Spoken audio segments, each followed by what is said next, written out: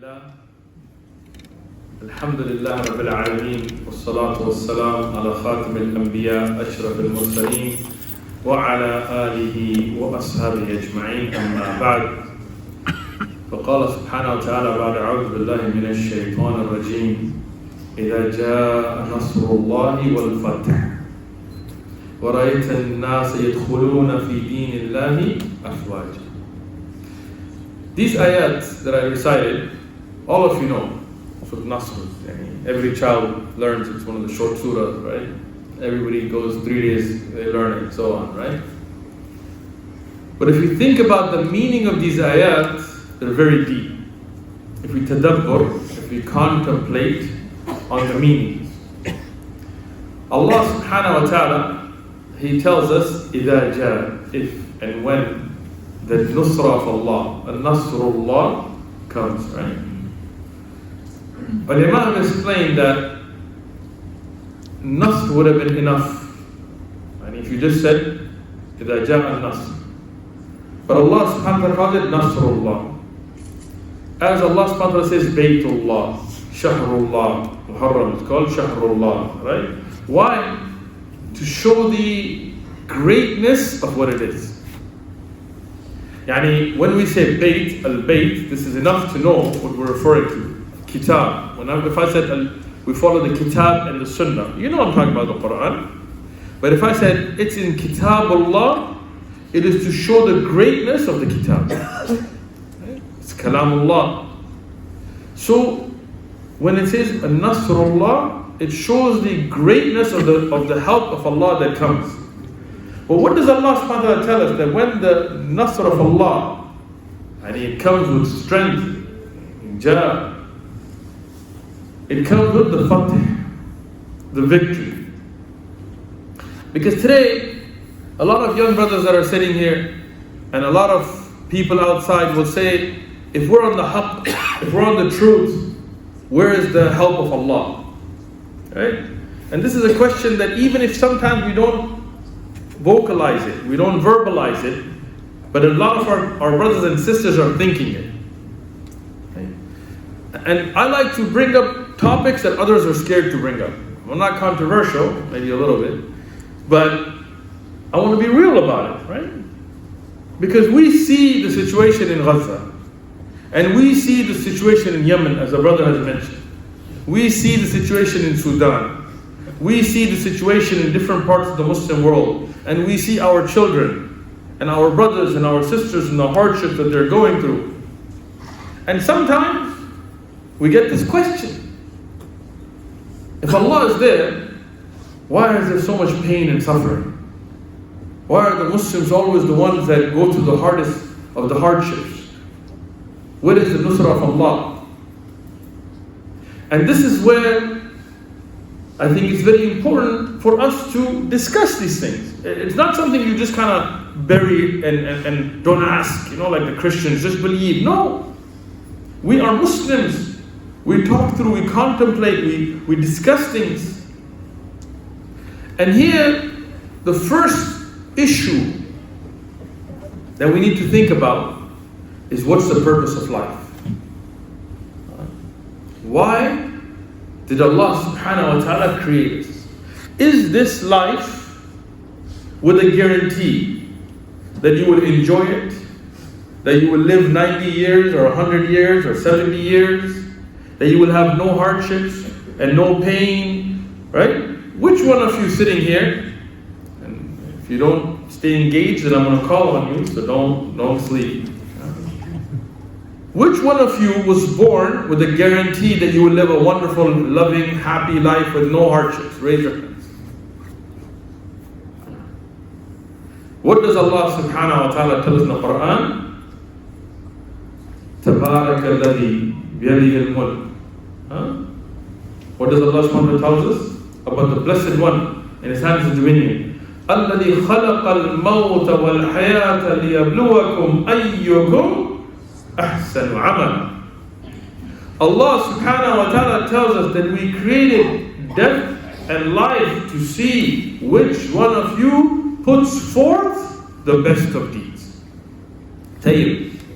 I've asked this question in many lectures, so if you watched a lot of them, you may know the answer. But if you haven't, I want you to be honest in your answer. Allah subhanahu wa ta'ala here says, الَّذِي خَلَقَ الْمَوْتَ وَالْحَيَاةِ. What did he mention first? Death or life? Huh? You guys, Birmingham, wake up. I've heard so many praise of Birmingham and I don't even hear you guys. MashaAllah, the masjid is full. Want to hear you. Death first or life first? Death. Do you live first or die first? You live. Good job, mashallah. Good man. Good. The young brothers are on it, right? So now, the Quran says that the one who created death and life, but you live first. Does that mean there's a mistake in the Quran? That we just give the Christians what they want? Huh? No, there's no mistakes in the Quran. It's perfect. Kalam Allah, غير مخلوق. There's the aqidah of the Ahl Sunnah wal Jama'ah, of the people of the Sunnah. Right? So why does it say death? The ulama of Islam, mashallah, in their books explain these issues with evidences, right? They said because maut here refers to the worldly life. This life is meant for death. Will anybody leave this life without dying? No. Kullu nafsin dha'iqatul maut. Every soul shall taste death. Hayat is a reference here to the hereafter, because that life is forever and ever, no end to it. So that means this life is a test. This life is meant for you to struggle and strive. This life is meant for you to die in, so you can transition into that everlasting hereafter. This life was never meant to be perfect. It was never meant to be without hardship. It was never meant to be for you to fulfill your desires. And that's why the people who are foolish, who think that all they want to do in this life is live it up and fulfill their desires and do whatever they want, they're fooling themselves. Because in this life you will never be able to do it.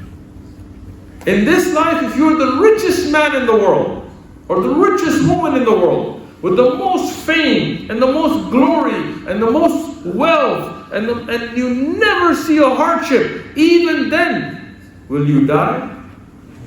So what's the point? That's why Rasulullah sallallahu alayhi wa sallam told the Sahaba, and in turn told us, كن في الدنيا كأنك غريب أو عابر السبيل.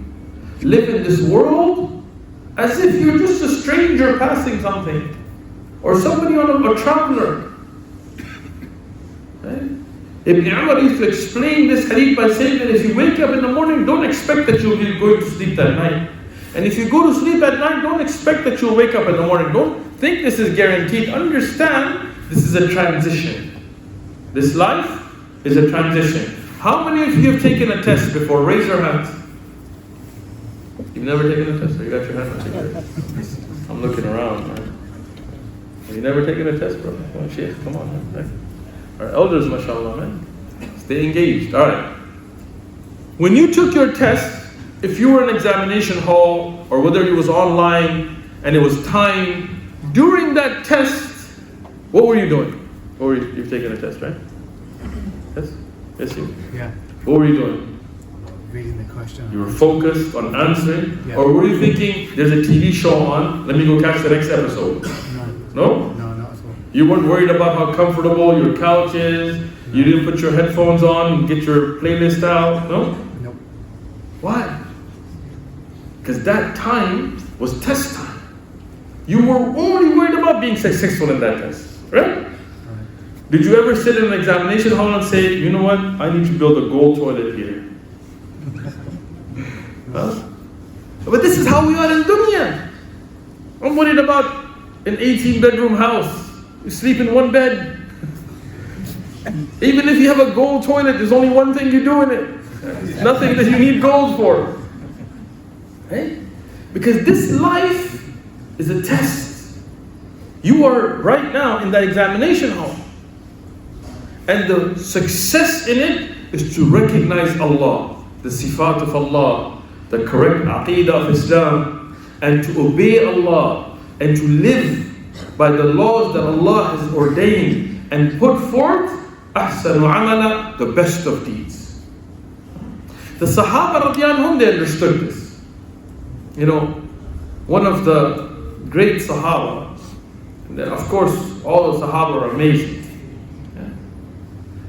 But when we look at the Sahaba radiallahu anhum, each one of them has a very unique lesson for us. But these are the Salaf al-Salihin, these are the earlier generations, these are the role models that we have. So one of the Sahaba radiallahu anhum, he was from a tribe that were known to be bandits. It's Abu Dharr al-Ghifari radiallahu anhu. But Ghifar were a tribe of what I would today call gangsters. What you in your istilah of the UK would call roadmen, right? They lived on the road, literally, they lived on the road. Inshallah, if everybody can move forward, alhamdulillah, even though with a very short notice, but the masjid is full, we have people standing outside, so please come close, sit, no corona spacing anymore, so you don't have an excuse. If you're outside, go ahead and come in this room. So this Sahabi, in the translation of how we use English today, he was a roadman. And his entire Qabila, his entire tribe were bandits. That's what they did. Banu Ghifar. Like, for example, the Ansar, what did they do? They used to farm. The people of Mecca, they were tujjar, they would trade, tijara. Banu Ghifar, their main source of income was raiding caravans. Right? So, this was a tribe that people feared because they would rob you, and they would kill people, and they would do these kinds of things. But subhanallah, Abu Dharr al-Ghifari never wanted to be involved in that. That wasn't his thing. He always thought about whether there is more to it, to life, than just robbing caravans and money like the rest of the tribe. Now the Quraysh used to get a pass, because the Quraysh were like the peers of, the mushrikeen. So their caravans wouldn't get raided, because if they did, then they would not allow them to come to Mecca and worship their idols and so on. So Banu Ghifar would give the Quraysh a pass. They would tell them, you guys can pass, but they would raid other caravans. Abu Dharr al-Ghifari radiallahu anhu, he used to contemplate, and this is something beautiful, when he would think about whether there's more to life, whether there is a higher purpose. But he didn't know, because all he saw around him was idol worship.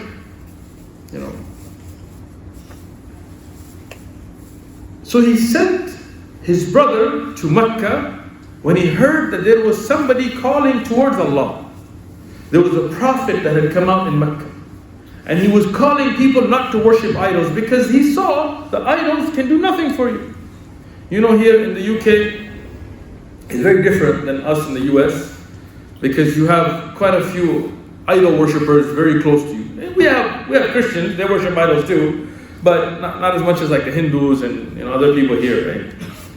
It always shocks me when I drive here and I see a beautiful masjid, and then I go to other places and I see like a big idol. And you just wonder, the one who was chipping away at that rock, making that idol, wouldn't you think like right now I'm chipping at you, I may accidentally break your leg, and then tomorrow somebody's going to be worshiping you. Like, it's such a weird thing. I remember I went to a church once myself, and this was kind of in the hood, what we call the ends, right? We call it the barrio. So in the barrio is like hood, it's gangster, like sport. And I went to a predominantly Mexican church, and I remember walking in and seeing the big statue of Jesus, except the nose had broken off. Because and I remember I was like maybe 15 or 14. I remember telling the priest, I think God's nose fell off. And then he was like, "Orale, pues, okay, man, we'll put some glue on it." And so it doesn't make sense. Like, idol worship makes no sense, right? So the Father also said it doesn't make sense. But he didn't know any better. So when he heard that there was a prophet, he sent his brother. So his brother went to Mecca, and he talked to some of the mushrikeen, and they said, no, he's a false prophet, and this. And he talked to some Muslims and they said, yes, of course, he's a true prophet. And he talked to the Mushrikeen that said, no, he's a good man, he's honest, but we can't leave the religion of our forefathers and so on. So he came back and he gave this mixed news and everything. I told him, like, you didn't increase me any in knowledge, like you just gave me all the opinion. Like, I asked you to evaluate this person, you just came back and said, some people say, like some ulama, they say, qila wa qila. This opinion and that opinion. Like, khalas, what should we follow? This madhab says this and this madhab. No, but tell us what is correct in the light of the Quran and Sahih Hadith. What should we follow? Don't just tell me there is this opinion and that opinion. That doesn't help me any. So Abu Dharr al-Ghifari decided that I'm going to go myself. That I'm going to go myself and find out. But he knew that there was danger. In the path of haqq, there's always danger. So he knew that if he went there and people found out that he's trying to learn about the truth, they will say he's becoming Wahhabi, they'll stop him. So sometimes you go to the masjid, like, don't go to that masjid, you become Wahhabi. What does that mean? So while he was going, he was very careful. And he didn't tell anybody why he's there. But as Allah subhanahu wa ta'ala would ordain it, he met Ali bin Abi Talib radiyallahu. And Ali radiyallahu hosted him, didn't ask him. Like, this is the ikram and diyafa of the Arab at the time. That they were so generous that they didn't even ask, why are you here? They said, oh, you're not from Mecca, you're here? Stay at my house. Food is on me, no problem. Right? So after 3 days, when he didn't get to meet Rasulullah sallallahu alaihi wasallam, Ali radiyallahu didn't ask him, why are we here? Okay, 3 days are up, bro, you gotta leave. Check out, is it 11? No, right? No, instead he told him, look, you're here, and it looks like you're not able to do the business that you're here for. Do you need any help? He told him, okay, let me tell you why I'm really here. I'm here to meet this man named Muhammad ibn Abdullah, alayhi salatu wasalam, and I want to see if he's a true prophet or not. And Ali bin Abi Talib told him, look, I can take you to him, no problem. But when we walk, we're going to walk in a way where if the people of the Quraysh, the Mushrikeen, see us, I'm just going to sit down on the side of the street and you keep walking. I don't want them to know we're going together, because then they may harm you. Like, imagine the stress the Muslims were at that time. So Abu Dharr al-Ghifari said, okay. So they started going. As they were going, Ali radiallahu would sit down and he would keep going, and Ali would catch up and he would take him. He took him to Baytul Arqam. Baytul Arqam, as you know, where Rasulullah sallallahu alaihi wasallam used to give da'wah. When they got there, the Prophet ﷺ, he explained Islam to him. He read ayat, he mentioned the khutbah al-hajj and so on from the hadith and so on. We find different narrations and so on. And Abu Dharr al-Ghifari saw that this is the truth. And when he saw this is the truth, he accepted it right away. Immediately he accepted it. And when he accepted it, he said, O Messenger of Allah, let me go out and proclaim to the Quraysh and the Mushrikeen the haqq. Let me go give da'wah. Because as I said, Abu Dharr al-Ghifari was from a tribe that were brave. They were roadmen, they were gangsters, they were people who weren't afraid. So when he saw the haqq, he was not afraid with that. And that's something we see with our young men sometimes, like out in the streets, they're like all brave, And then sometimes we're like, yo, bro, we're going to give da'wah in the hood. Oh, no, I don't know about that, bro. You go ahead. You're not scared out there, stealing cars, but you're scared to speak the truth? No. Forget about it. There's no benefit in being hard on the streets. There's benefit in being firm on the haqq. So Abu Dharr al-Ghifari, he asked permission of Rasulullah sallallahu alaihi wasallam. The Prophet had hikmah, he had wisdom. He told him, look, don't, because it will be very difficult. So don't. So he asked again. Don't. So he asked again. The Rasul just stayed quiet. So he took this as if it's an approval. So he went out, he said, Ya ma'ashar al-Quraysh, O the people of Quraysh, Ashhadu an la ilaha, boom, he got attacked. Before he could even finish, they attacked him from every side. Like, you think things are tough now? Imagine him. They beat him with shoes where the sole, the bottom, was made of metal. They bashed his face until he passed out. When his face was so bloody that the front and the back, you couldn't tell. And they were at the point of killing him when Abbas radiallahu the uncle of the Prophet ﷺ, but most likely at that time was not even a Muslim. But he threw himself on top of him to protect him. And he told the Quraysh, what are you guys doing? He's from Banu Ghifar. If you kill one of their men, they're going to attack your caravans. And that's a very good point here. One, that what do the kuffar fear? Monetary loss. Losing money.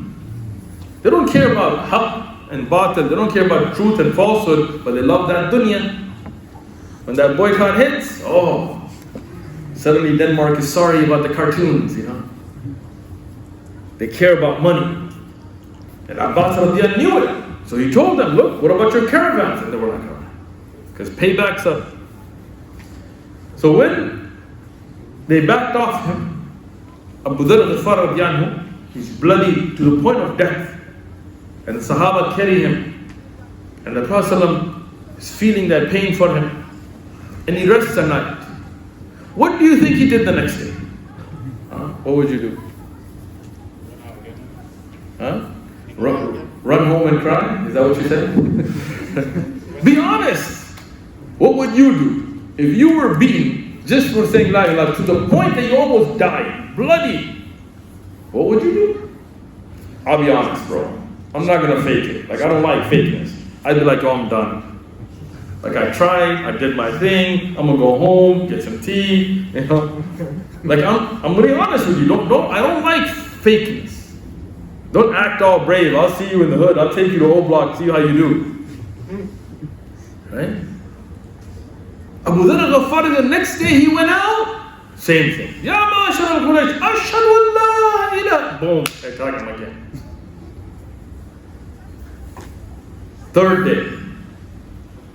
Abbas then protected them the same way the next day. Third day. Ya ma'ashar al-Quraysh, ashhadu an la ilaha. Attacked again. You see, they took this da'wah to heart. They took this responsibility to heart. They made it their purpose. They didn't care if they were beaten. They didn't care if their wealth was gone. They didn't care if they were put through hardship. They knew it to be the truth. After that, Rasulullah sallallahu alaihi wasallam said, look, this doesn't really make sense, what you're doing. Go to your qabila, go to your tribe, and call them towards Allah. So he goes, and he sees his family. And he tells them, it's haram for me to talk to you. Why? He said, because I'm a Muslim. And you're a mushrik. He said, what is Islam? He gave them da'wah to his father, his wife, other people to start becoming Muslim. And he starts the da'wah. And he becomes the means over time for that entire tribe to become Muslim. And to leave banditry. Those roads became safe because of Islam. So this is the fath that Allah subhanahu wa ta'ala promises. Because what does it say? إِذَا جَاءَ نَصْرُ اللَّهِ وَالْفَتْحِ. What is the sifa of the victory from Allah? What's the next ayah? Come on, man. وَرَأَيْتَ النَّاسَ يَدْخُلُونَ فِي دِينِ اللَّهِ أَفْوَاجًا. When the nusra of Allah comes and the victory of Allah subhanahu wa ta'ala comes, what is the description of that? That you will see people entering the deen of Allah subhanahu wa ta'ala in huge numbers. And wallahi, we're seeing that today. Everybody may think that we are at our darkest moment in this ummah, but we're not. We are at a moment of light. We are at a moment of victory. We are winning. People don't realize it. Alhamdulillah, by the iman of our brothers and sisters in Palestine, of our brothers and sisters in Gaza, may Allah protect them, may Allah help them, and I know Allah will help them. But by their iman and their steadfastness, millions are becoming Muslim today.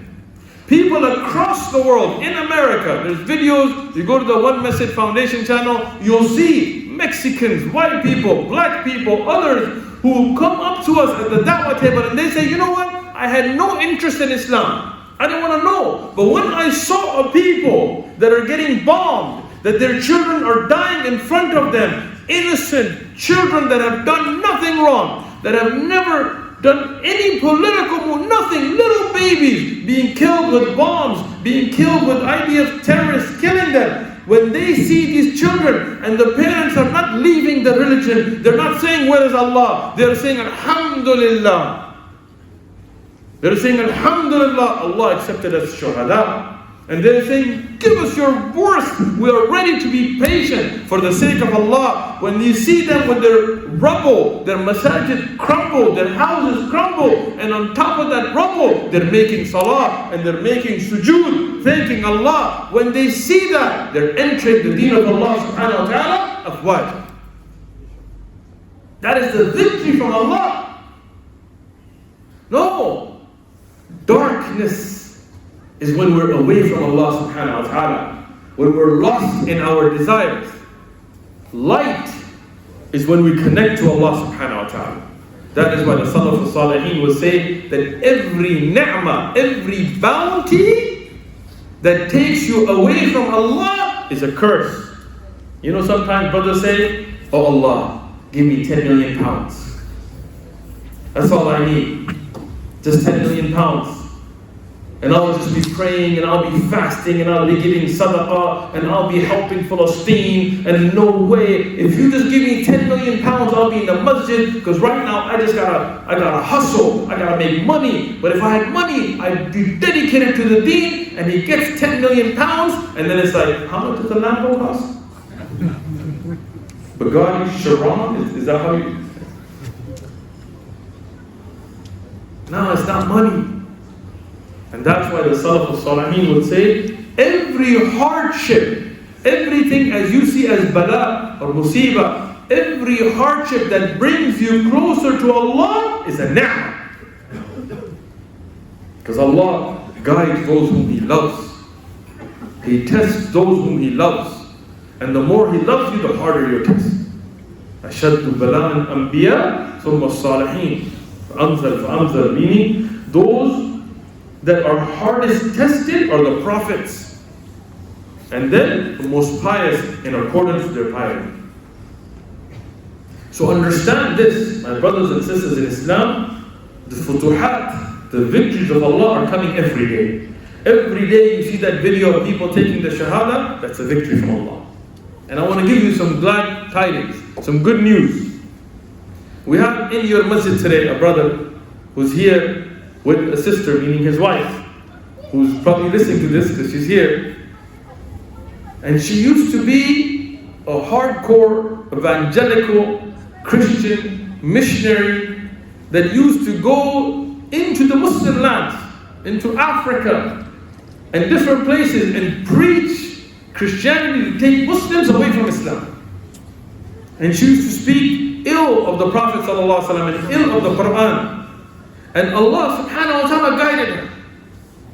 With millions of followers across different platforms and all of that, Allah subhanahu wa ta'ala guided her. She came to the UK, we had a conference here a while back at the Mubashirun, and we sat with her, and after 4 hours of brilliant questions, she accepted Islam. Today she's a Muslim, a muhajjaba, a da'iyah. And Allah protect her and all of us. And our sisters upstairs or wherever the sister section is, show her some love. You know, the sister, subhanAllah, for a while she kept Islam secret. And that's why we didn't post anything about it. And now that she's opened about her Islam, many people around the world are seeing her becoming a Muslim and they're accepting Islam too. You know, we have influencers and people across the world today that are seeing Islam as the only truth. And they're becoming Muslim. So the victories of Allah subhanahu wa ta'ala are coming. Now the question, my respected brothers and sisters in Islam, the question is not where is the help of Allah? The help of Allah is here. The question is not when or if the people of Palestine will be victorious. They will be. They already are. When they're shuhada, they're victorious. When they are praying to Allah, they're victorious. The question is, are me and you going to be a part of that victory or not? Because Islam Islam is not a spectator sport. You know what that means?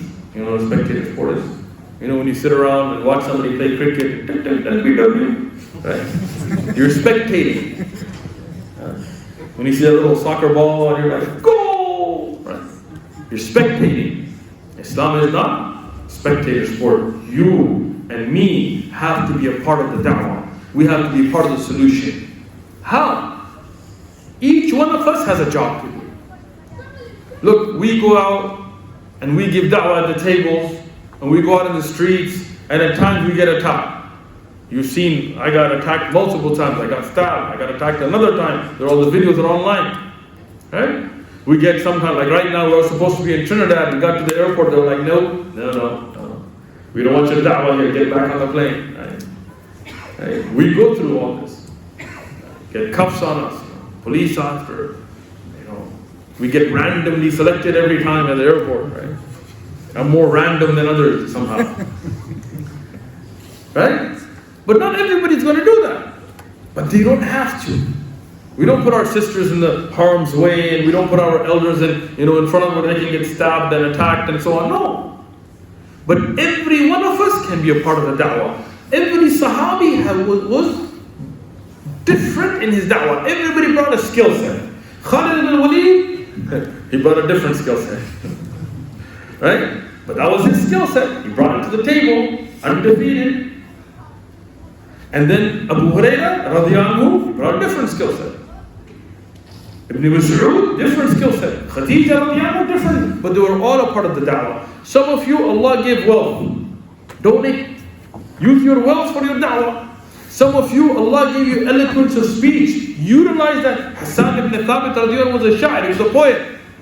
Banu Tamim, when Rasulullah gave them da'wah, they told them, we want you to give us da'wah in poetry. The Prophet said, I'm not a poet. I don't do poetry. And that was a miracle. The Quran was revealed to somebody who was not a poet. He was not eloquent. Before Islam, he didn't write a single poem. After Islam, he didn't write poems. But Allah subhanahu wa ta'ala revealed a Quran that was so baligh, so fasih, so beautiful, that they said, no way could this man have written. Couldn't even read or write. How do you write if you can't read? Right? But this is why then Rasulullah told Hassan ibn Thabit to give them da'wah in poetry. Hassan ibn Thabit, he gave them da'wah in poetry. Some of you can rap. Some of you think you can rap. But anyway, utilize your eloquent speech without music and things, of course, without haram, for da'wah. Some of you are good with tech. Utilize your tech skills. You've got a following on social media. Don't sit there, post videos about, I'm sitting in a Lambo. I don't care what you're sitting in, bro. You rented it. Relax. I can see the Avis rental tag on your keychain. I don't care what kind of car you drive. I'm having a burger. I don't care if you're eating a burger. It's a Hindu god you're eating. No, I'm just kidding. Right? So, if you have skills in tech, if you have a following, use it for da'wah. Right? Our brothers and sisters here, mashallah, that are working with Muslims in need, I'm not paid by them. It's not like it's not a paid promotion, but mashallah, they backed our tour, and they've done so much for us. And subhanallah, not only do they give 100% of what you donate to the needy, but even the match, what do you call that? Help match, gift aid, or whatever you call it, the government that gives you that extra money back, even that they don't use for their own self, they give that away. Allahumma barik, beautiful. Brothers are volunteering their time, they're getting arrested, the brothers that are getting turned back, like he said, many of them became shuhada because they were out there, helping the people in Palestine. That's great. How can we not support them? How can we not help them? No, we have to be a part of this, right? Because the da'wah will grow with or without you. Palestine will be free, inshallah. Palestine will be free, with or without you. Islam will enter every household, with or without you. But the question is, when you're standing there in front of Allah, subhanahu wa ta'ala, on the day of judgment, and Allah asks you individually, I gave you life, I gave you health, I gave you wealth, I protected you from this and that, I saved you in this situation, I answered your dua. What did you do for my deen? What will we answer? Just think. What will I answer? And that's what should guide your daily decisions. So we hope from Allah subhanahu wa ta'ala that this short reminder is a reminder for me and my brothers and sisters in Islam to be a change, to be a part of that solution, to be a part of the sabab of the nusrah of Allah subhanahu wa ta'ala, the fath from Allah subhanahu wa ta'ala, to be a part of that and move forward to a future that we know will come. Rasulullah sallallahu alaihi wasallam has told us, and we have yaqeen in the words of the Prophet sallallahu alaihi wasallam, that this deen will enter every household. Every household. You see all these Islamophobes yelling and screaming? Don't worry about them. If they're not going to become Muslim, their children will. The future is for Islam. And you can ban me, you can cancel me. I know I made this statement on a podcast. I said the future for Islam, north, south, east, west, will all be Muslim. And some Islamophobic politician from the UK retweeted it and said, oh, ban this guy. Ban me! You think I don't want to sit in San Diego in the nice weather? You think I just want to come get rained on? Huh? You can ban me all you want. My da'wah doesn't get banned. Because if you kill me, you see all these young brothers, they'll be better than me. And they will take the da'wah forward. So da'wah never stops. But we ask Allah subhanahu wa ta'ala to accept us, to be able to be a means of that da'wah, of that khair, of helping our brothers and sisters in Palestine. Imagine if Allah subhanahu wa ta'ala asks us that when you saw all those videos of those children being bombed, not having medicine. You know, I saw this video, subhanAllah, of a brother in Palestine, and they had run out of anesthesia. They didn't have any pain medication, no anesthesia.